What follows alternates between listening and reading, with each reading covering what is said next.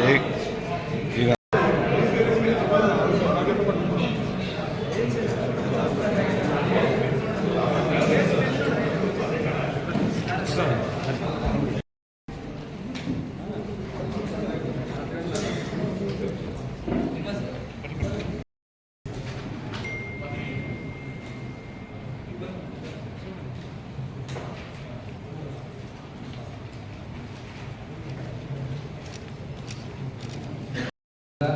ఈరోజు అంతర్జాతీయ జర్నలిస్టులు కూడా వాళ్ళ లైఫ్ని యాక్చువల్గా పనంగా పెట్టి ఏదైనా డీప్ ఇంటర్వ్యూ ప్లేసెస్లో కూడా బయట ప్రపంచం తెలియని వాటిని కూడా వాళ్ళు బయట విషయాలను తీసుకొచ్చేసి కొన్ని తెగలు ఏవైతే ఉంటే వాటికి సంబంధించి కూడా అడ్వెంచర్స్ చేసి కూడా వాళ్ళ లైఫ్ని పనంగా పెట్టి చేశారు. At the same time activities blood support కానీ ఏదైనా ఎమర్జెన్సీ సిచ్యువేషన్స్లో కూడా వాళ్ళ లైఫ్ని డిస్కస్ చేసి మరి మనకు ప్రపంచానికి ఏదైతే న్యూస్ అనేది ఉంటుందో వాళ్ళు చేస్తారు. కాబట్టి ఈరోజు ఎవరైతే అలా వాళ్ళ లైఫ్ని చేశారో సో ప్రాణాన్ని పెట్టి ఈరోజు మనకి ఇన్ఫర్మేషన్ అంతా మనకి ఇస్తున్నారో వాళ్ళందరూ కూడా మన సైడ్ నుంచి first of all police department నుంచి మేము ఈరోజు ఇంటర్నేషనల్ డే సందర్భంగా జరుగుతున్నాము.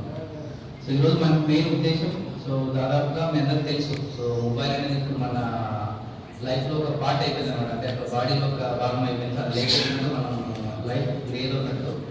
ఇంకేంటంటే మొబైల్ ఫోన్స్లో మనకు సంబంధించి మెమోరీస్ మన ఫ్యామిలీస్తో కానీ మన ఫ్రెండ్స్తో సంబంధించిన మెమోరీస్ ఉంటాయి. దాంట్లో అట్ ది సేమ్ టైం మన ట్రాన్సాక్షన్స్ ఏవైతే బ్యాంక్ ట్రాన్సాక్షన్స్ కానీ ఇవన్నీ కూడా మనకు మొబైల్ ద్వారానే చేస్తున్నాం. సో ఇంపార్టెంట్ డాక్యుమెంట్స్ ఏదైనా మన ఎడ్యుకేషన్ సంబంధించి కానీ తర్వాత మనకు ప్రాపర్టీకి సంబంధించిన డాక్యుమెంట్స్ అన్నీ కూడా మనం ఏంటంటే ఈమెయిల్ ఇట్లాంటి వాటిని మనం సేవ్ చేసుకుని ఉంటాం. తర్వాత మన కాంటాక్ట్స్ అన్ని కూడా మోస్ట్ ఆఫ్ ద మన కాంటాక్ట్స్ అన్ని కూడా మన మొబైల్ మెమొరీ అని మనం పక్కన పెట్టేసాం. సో కాంటాక్ట్స్ సేవ్ చేసుకుంటాం కాబట్టి ఎవరైనా కూడా మొబైల్ లాస్ అయిందంటే ఆల్మోస్ట్ వాళ్ళకి సంబంధించిన డేటా అంతా వాళ్ళకి వెళ్ళిపోతుంది. కాబట్టి సో మనకి ఏదైతే మొబైల్ హంటర్ ప్రోగ్రామ్ ద్వారా ఎవరైతే బాధితులు వాళ్ళ మొబైల్ ఫోన్స్ లాస్ చేసుకుంటారో వాళ్ళకి మళ్ళా తిరిగి ఇచ్చేది ఈ మొబైల్ హంటర్ ప్రోగ్రామ్. ఇప్పటిదాకా మనం దాదాపుగా ఈ రోజు దాదాపు 700 మొబైల్స్ మనం రికవర్ చేయడం జరిగింది. 8 వ్యక్తులు దాదాపు 3,000 సెల్ ఫోన్స్ మనం యాక్చువల్గా రికవర్ చేయడం జరిగింది. సో మా సైడ్ నుంచి ఎవరైతే బాధితులు ఉన్నారో వాళ్ళకి మా రిక్వెస్ట్ ఏంటంటే మీరు మీ మొబైల్ సెక్యూర్ చేసుకోవాలని మీ సైడ్ నుంచి కూడా మీరు కొన్ని జాగ్రత్తలు తీసుకోవాలి. ఎందుకంటే వాళ్ళ అవసరం వల్ల కూడా కొన్నిసార్లు మొబైల్స్ వాళ్ళు లాస్ అవుతారు. సో దాన్ని హార్డ్ మనీ కొంతమంది ఈవెన్ ఒక ఈఎంఐ పే చేసి కూడా పోగొట్టుకున్న ఉంటారు. సో కాబట్టి దానికి మేము చాలా కష్టపడాల్సి ఉంటుంది. కాబట్టి మీ సైడ్ నుంచి కూడా మీరు అన్ని జాగ్రత్తలు తీసుకుంటే ఏదైనా రియల్గా మామూలుగా మన నెగ్లిజెన్స్ లేకపోవడం లాస్ అయింది మాత్రం కంపల్సరీగా పోలీస్ వాళ్ళు మీకు ఎప్పుడు అన్ని వేళ అవైలబిలిటీ ఉంటాం. సో మీ లాస్ అయిన మొబైల్స్ ఏదైతే ఉంటుందో కంపల్సరీ అన్ని అకౌంట్స్ పెట్టి మేము తీసుకురావడానికి మా సైడ్ నుంచి మేము ప్రయత్నం చేస్తాం. థ్యాంక్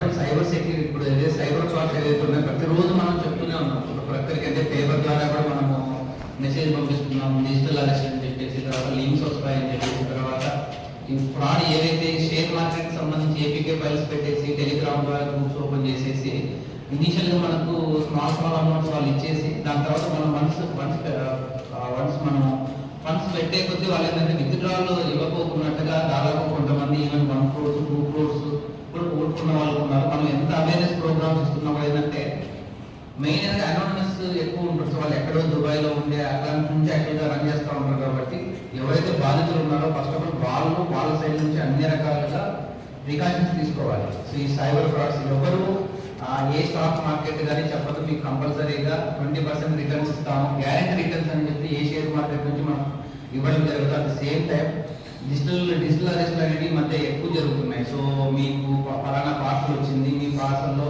సమ్ నార్కోటిక్ డ్రగ్స్ ఉన్నాయి, దాంట్లో మీ ఆధార్ నెంబర్ ఉంది కాబట్టి మీకు మిమ్మల్ని అరెస్ట్ ఫలానా చోట పార్సల్ వెళ్ళింది, సో దాని మీద మిమ్మల్ని అరెస్ట్ చేయడానికి మేము వస్తున్నాం అని చెప్పేసి డిజిటల్ అరెస్ట్ అనే కాన్సెప్ట్ కూడా ఒకటి తీసుకొస్తున్నారు. సిబిఐ అని చెప్పేసి ఎన్ఫోర్స్మెంట్ డైరెక్టరేట్ అని చెప్పేసి ఒకటి ఆల్రెడీ మనకు ఇవ్వడం జరిగింది, ఒక అడ్వైజరీ కూడా ఇవ్వడం జరిగింది. ఎవ్వరు డిజిటల్ వేలో ఎవరిని అరెస్ట్ చేయరు. సో ఏదైనా ఉన్నా కూడా లోకల్ పోలీస్ ఒకవేళ సిబిఐ అరెస్ట్ చేయాలంటే ఎన్ఫోర్స్మెంట్ డైరెక్టర్ అరెస్ట్ చేయాలన్నప్పుడు లోకల్ పోలీస్ యొక్క అసిస్టెన్స్ తీసుకొని ఫిజికల్గానే వచ్చి అరెస్ట్ చేస్తారు తప్ప నుంచి ఎవరిని డిజిటల్ అరెస్ట్ అనే కాన్సెప్ట్ అనేది లేదు. కాబట్టి అలాంటిది ఏదైనా వచ్చిందంటే ఇమ్మీడియట్గా లోకల్ పోలీస్కి మీరు మీ విలువైన ఏదైతే హార్డ్ అండ్ మనీ ఉందో మీరు పోగొట్టుకోవడానికి ఛాన్సెస్ చాలా తక్కువ ఉంటాయి. సో డిజిటల్ అరెస్ట్ అనేది కాన్సెప్టే లేదు. ఎవరైనా కూడా ఎనీ సెంట్రల్ ఏజెన్సీ వచ్చినా కూడా కంపల్సరీగా లోకల్ పోలీస్ యొక్క అసిస్టెన్స్ తీసుకొని వాళ్ళని అరెస్ట్ చేయాల్సి ఉంటుంది. కాబట్టి ఇది మేము కంపల్సరీగా ప్రతిరోజు పంపిస్తుంది. ఈవెన్ చాలా బాగా చదువుకొని ఎడ్యుకేటెడ్ ఉన్న వాళ్ళు కూడా ఈ 3D అనేది ఒకటి దానివల్ల ఏంటంటే తక్కువ టైంలో ఎక్కువ డబ్బులు సంపాదించడం 3D దానివల్ల కూడా చాలా మంది క్రోర్స్ ఆఫ్ రూపీస్ లాస్ అవుతున్నారు. అదేంటి ఎర్నింగ్ చేసే క్రమంలో వాళ్ళ దగ్గర ఉన్న డబ్బులే కాకుండా రిలేటివ్స్ దగ్గర నుంచి డబ్బులు తీసుకోవడం, ఫ్రెండ్స్ దగ్గర నుంచి డబ్బులు తీసుకొని క్రోర్స్ ఆఫ్ రూపీస్ ఇన్వెస్ట్మెంట్ చేసిన దాని తర్వాత అమౌంట్ 1.5 crores 2 crores పెట్టిన తర్వాత విత్డ్రాల్ ఆప్షన్ అన్నట్టు మన దగ్గరకు వస్తున్నారు. సో ఇనీషియల్ టైమ్స్లోనే మీరు వచ్చినట్లయితే ఏదైనా చేయడం ఉంటుంది, కానీ క్రోర్స్ ఆఫ్ రూపీస్ వెళ్ళి తీసిన తర్వాత ఏవైతే మ్యూల్ అకౌంట్స్ అయితే ఏవైతే ఉంటాయో వాళ్ళు మనం వెతుక్కుంటే వెళ్ళి అక్కడ ఎవరు ఉంటారంటే చిన్న చిన్న మ్యాన్సన్ వర్క్లు, బెగ్గర్స్, వాళ్ళ డేటా వాళ్ళ ఆధార్ కార్డు తీసుకుని వాళ్ళు అకౌంట్స్ ఓపెన్ చేస్తారు. సో మనకు ఎవరైతే మెయిన్ కల్పిట్ మనకి ఎక్కడో ఫారెన్ ప్లేసెస్లో ఉంటుంది, అక్కడ నుంచి వేరే ఫారెన్ కంట్రీలో ఉంటుంది తప్పిస్తే ఇక్కడ మాత్రం మనం ఎవరైతే వెతుక్కుంటే వెళ్తాం మీరు ఇచ్చిన అకౌంట్ బేస్ చేసుకుని వాళ్ళంతా మ్యూల్ అకౌంట్స్ అనేవి ఉంటాయి. సో కాబట్టి ఎవరైతే ఈ సైబర్ ఫ్రాడ్స్కి బాధితులున్నారో వాళ్ళు కూడా వాళ్ళ సైడ్ నుంచి ఏదైనా బ్యాంక్ నుంచి సడన్గా కాల్ చేసి మీ అకౌంట్ బ్లాక్ చేసుకున్నామని చెప్పారు అనుకోండి, బ్లాక్ చేసుకున్నట్టు బ్లాక్ చేయండి. మనం మీరు ఫిజికల్ బ్యాంక్ వెళ్ళి కనుక్కోండి ఎందుకు బ్లాక్ చేస్తున్నాయి అని చెప్పేసి. సో వాళ్ళు ఏదో లింక్ ఇస్తే దాన్ని ఓపెన్ చేసి మన క్రెడెన్షియల్స్ అన్ని మనం ప్రొవైడ్ చేసి ఈవెన్ మన పిన్ నెంబర్ కూడా మనం ప్రొవైడ్ చేస్తున్నాం. మనం ఎంత అవేర్నెస్ ఇచ్చినా కూడా ఏంటంటే ఆ ప్యానిక్ సిచ్యువేషన్లో చాలా మంది వాళ్ళ డీటెయిల్స్ ఇచ్చేస్తున్నారు.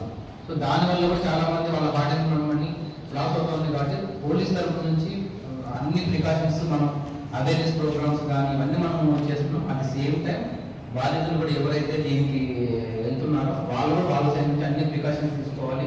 ఇనీషియల్ టైమ్స్లో ఎవరైనా కాల్ వచ్చింది అనుకోండి, ఇమీడియట్గా లోకల్ పోలీస్ చెప్పేసి ఇలా వచ్చింది సార్, అది కరెక్టా కాదని చెప్పేసి మీరు ఎంక్వైరీ చేస్తుంటే మనం చెప్పేస్తాం అది ఫ్రాడ్ కావాలైనా స్కామ్ కావాలని చెప్పేసి. సో మీ సైడ్ నుంచి మీరు అన్ని రకాలుగా సేఫ్టీ మెజర్స్ తీసుకుంటారు. మా సైడ్ నుంచి ఏం చేయగలరు మేము అవేర్నెస్ ప్రోగ్రామ్ ద్వారా మనం ఎన్నుకొని ఇప్పుడు మనం ట్రైనింగ్ ఇవ్వడం జరుగుతుంది. అంటే న్యూ ప్రాసెస్ ఉంటుంది, దాని తగ్గట్టు మనం ట్రైనింగ్ ప్రోగ్రామ్స్ అన్ని కూడా కండక్ట్ చేస్తాం.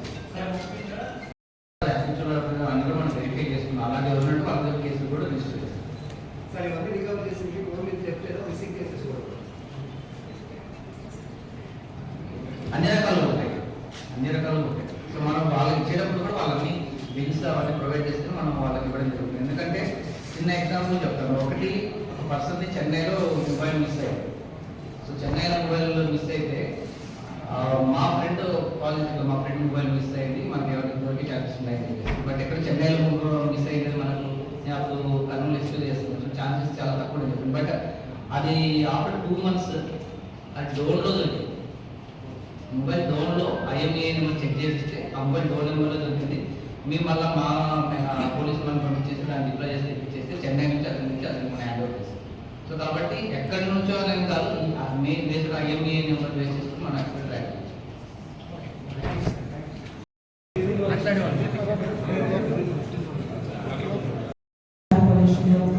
చేస్తున్నాను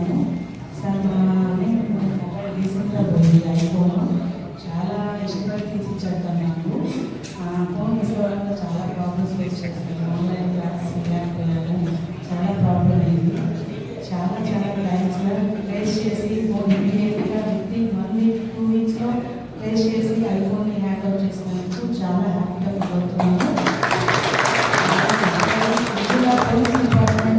గవర్నమెంట్ ఎంప్లాయీస్ ఇంత కష్టపడి అందరికీ ప్రజలందరికీ ఇంత హెల్ప్ఫుల్గా ఫోన్స్ కానీ అదర్వైజ్ లేడీస్ ప్రాబ్లమ్స్ సంబంధించి నైట్ అవుట్స్లో ఎక్కడైనా ట్రావెల్ చేస్తున్నప్పుడు మీ cell phone numbers almost government సంబంధించిన అన్ని స్కీమ్స్ సంబంధించి అవైలబుల్గా ఉంటున్నారు.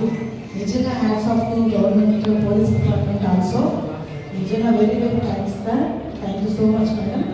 అందరికీ పోలీస్ డిపార్ట్మెంట్స్కి hats off to sir. Thank you so much sir.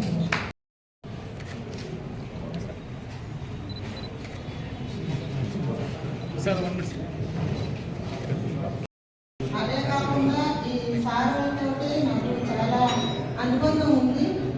Vaccination Covid తోటి సిబ్బందికి కూడా ధన్యవాదాలు తెలియజేస్తున్నాను. నేను లాస్ట్ నవంబర్లో మా సీనియర్ వెంటనే నేను రికవరీ కోసం ఫోన్ చేసేసి వెంటనే నేను వాళ్ళకి తెలియజేశాను. నాకు వెంటనే మెసేజ్ వెంటనే వచ్చేసింది. సకాలంలో నాకు సెల్ అందించి ఈరోజు నాకు మీకు సెల్ రికవరీ అయిందని చెప్పి నిన్న ఫోన్ చేసి పిలిపించారు. చాలా ధన్యవాదాలు సార్.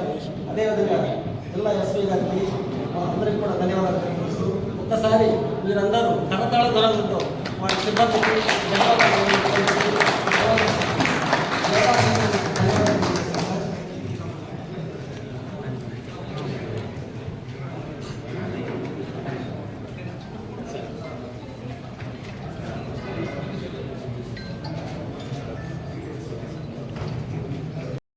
ఇంట్లో వాళ్ళు ఎలా నాకు ఎప్పుడుగా ఉంటారో నాతో అలాగే వాళ్ళు ఉండి నా డ్యూటీని సక్రమంగా నిర్వహించడానికి వాళ్ళు నాకు సహాయ సహకారాలు అందించారు సార్. కాబట్టి నేను ఆ రోజుని ఎప్పటికీ మర్చిపోలేదు. అలాంటి కోవిడ్ రోజులకి ఎప్పుడూ రాకూడదు సార్ అని నేను మనస్ఫూర్తిగా కోరుకుంటున్నాను. హాస్పిటల్ సప్లై ఇవ్వాలి, సచివాలయానికి సప్లై ఇవ్వాలి, మీకు సప్లై ఇవ్వాలి. నేను ఒక్కదాన్ని చేశానంటే సార్ మేమున్నాం మేడం మీకు అని నాకు ఒక వెహికల్ ఏర్పాటు చేయించి అన్ని దగ్గరికి వాళ్ళే దగ్గర ఉండి సప్లై చేయించారు. కాబట్టి ఆ రోజు నేను మర్చిపోలేను. ఇక్కడ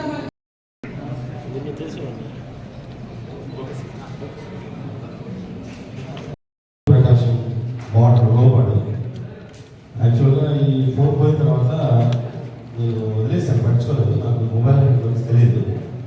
సో మా ఫ్రెండ్ నెల్లూరు ఆ మొబైల్ కట్టని నెల్లూరు పోలీసులు దాన్ని చాలా విస్తృతంగా చూస్తున్నాను, చాలా బాగుంది. దాంట్లో నేను అప్లై చేయడానికి నాకు సహాయించాడు. నేను స్టేషన్కి వెళ్ళినప్పుడు ఈ విషయం చెప్పినప్పుడు ఇమీడియట్గా నా మొబైల్ తీసుకుని నా నెంబర్ వాట్సాప్ తీసి ఎస్ఐ గారు చేస్తే నేను నవ్వాను. అంటే నేను నమ్మకలేదు యాక్చువల్గా. లేదంటే నేను ఖచ్చితంగా ఇది మాత్రం అవుతుంది మరి నాకు దగ్గర నుంచి చేసే నిజంగా ఆ రోజు ఎస్ఐ గారికి నేను రుణపడలేదు. అదేవిధంగా ఈ మొబైల్ హంటింగ్ ఉంది సార్, నిజంగా నేను సర్ప్రైజ్ అయ్యాను. నేను నిజంగా నా మొబైల్ మళ్ళీ నాకు వస్తాను నేను అనుకోలేదు. Thank you very much sir.